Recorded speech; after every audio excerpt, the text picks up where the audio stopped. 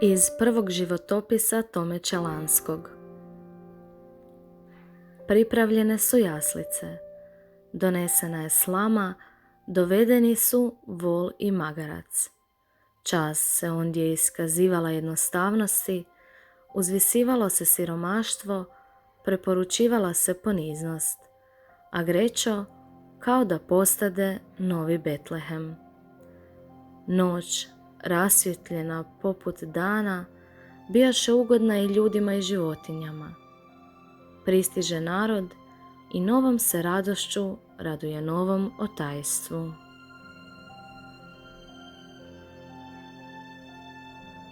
U Greću, nakon povratka iz Svete zemlje, Franjo je na do tada potpuno drugačiji način proslavio Božić. Sa svojim prijateljem Ivanom Velitom, čiji se posmrtni ostaci i danas ovdje nalaze, priredio je žive jaslice koje su ušle u tradiciju slavljenja Božića do današnjeg dana. 2 godine nakon Franjine smrti nastao je posebno jednostavan i skroman samostan u sklopu kojeg su braća boravila, a ondje možemo vidjeti i sobu svetoga Bonaventure. Tu se nalazi i špilja blaženog Ivana Parmskog, jednog od prvih generala Franjevačkog reda, a i nova crkva nastala u 20. stoljeću, u kojoj ćemo zajedno slaviti Božićnu misu. Razmisli.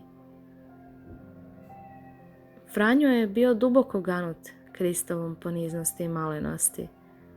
Tražim li ja Krista malenog, Krista koji voli svakog čovjeka, ili pak žudim za Bogom koji progoni grešnike i briše ih sa lica zemlje?